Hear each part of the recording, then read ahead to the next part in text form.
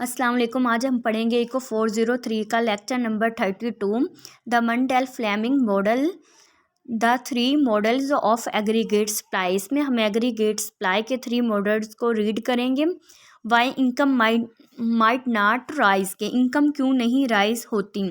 The central bank may try to prevent the depreciation by reducing the money supply.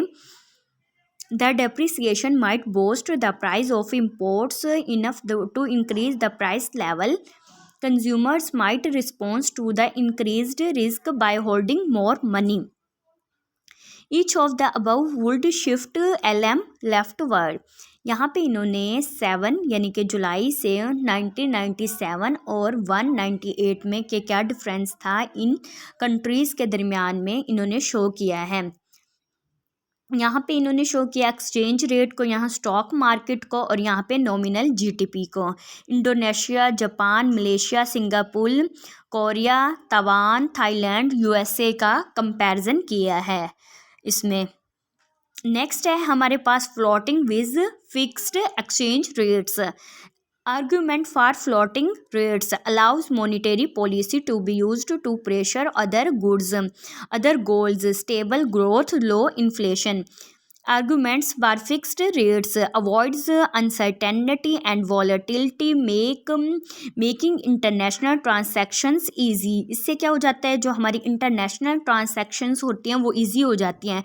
Disciplines monetary policy to prevent excessive money growth and hyperinflation. Hyperinflation mean कि inflation में बहुत ज़्यादा increase होना. Mundell Fleming and the AD curve. Previously, we examined the MF model with a fixed price level to derive the AD curve. We now consider the impact of a change in P in the MF model. We now write the MF equations. यहाँ पे ये आप पढ़ रहे हैं previous lecture से, ये IS curve की इक्वेशन है और ये LM की है. Earlier we could write NX as a function of because nominal exchange rate and interest move in the same direction with when P is fixed. यानी कि जब प्राइस क्या होगी, फिक्स्ड होगी, तो ये दोनों सेम डायरेक्शन में मूव करेंगे. AD कर्व यहाँ इन्होंने शो किया है हैज़ नेगेटिव स्लोप. अब जो एडी कर्व होता है उसकी नेगेटिव स्लोप क्यों होती है, आपको पता है कि प्राइस कम होने से जो उसकी डिमांड होती है किसी भी गुड्स की वो क्या हो जाती है, इंक्रीज हो जाती है. इसलिए एडी कर्व की स्लोप क्या होती है, नेगेटिव होती है. From short run to the long run. When वो कह रहे हैं जब y1 क्या हो, लेस देन हो, then there is downward pressure on prices. Over time P will move down causing. यानी कि उन्होंने ये बताया है कि जब भी इंटरेस्ट रेट, यहाँ से देखें यहाँ क्या हुआ, इंटरेस्ट रेट डिक्रीज़ हुआ है, जिसकी वजह से जब इंटरेस्ट रेट डिक्रीज़ हुआ है तो y1 ये फिक्स्ड इनकम है और ये क्या है, यहाँ पे उसने मूव किया है तो वो भी क्या हो गई है, कम हो गई. यहाँ देखें फिक्स्ड जो सप्लाई है वो ज़्यादा है और y1 क्या है, लेस है. Large between small and closed. Many countries, including the USA, are neither closed or nor small open economics. A large open economy is in between the polar cases of closed and small open.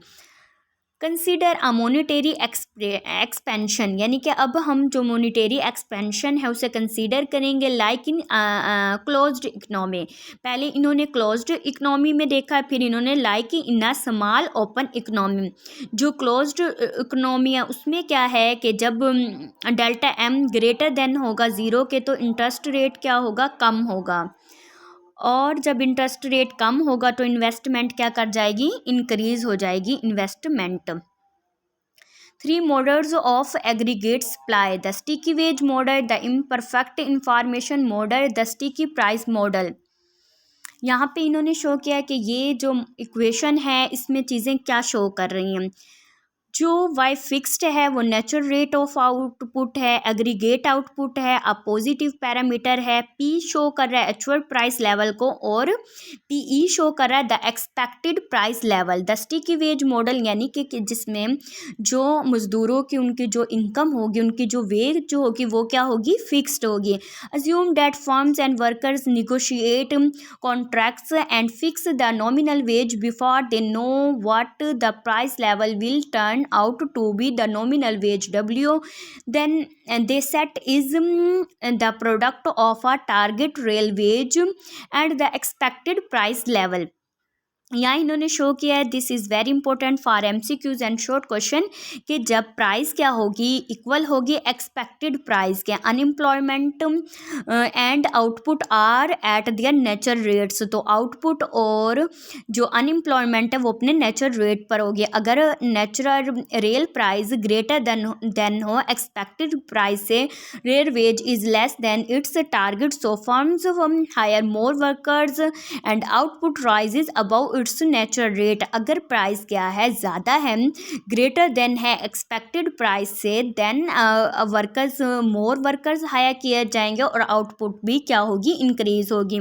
अगर price less than expected price से, real wage exceeds its target, so firms hire fewer workers and output falls below its natural rate.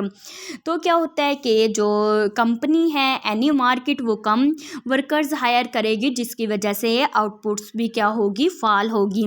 यहाँ इन तीनों के इन्होंने relationship को show किया। Labour demand, price कम, veg कम होगी तो लेबर डिमांड बढ़ेगी, जब लेबर डिमांड इंक्रीज होगी तो आउटपुट भी क्या होगी, इनकम क्या होगी हमारी, इंक्रीज होगी, और लेबर इंक्रीज होने से हमारी सप्लाई भी क्या हो जाएगी, सप्लाई पे बहुत पॉजिटिव असर होता है। ये देखें, an increase in the price level भी फिर इंक्रीज होगी और सप्लाई भी क्या हो जाएगी, इंक्रीज हो जाएगी। अब यहाँ इन्होंने इसी को शो किया है कि इन पर क्या असरात हुए। इसमें दो मेन बातें हैं कि जब मार्केट अच्छा परफॉर्म कर रही होती है तो प्राइस क्या होती है, राइज होती है, और रियल वेज क्या हो जाती है, फॉल हो जाती है। और जब मार्केट में क्या होता है, मंदी का रुझान होता है तो प्राइस कम होती है और रियल वेज क्या कर जाती है, राइज हो जाती है।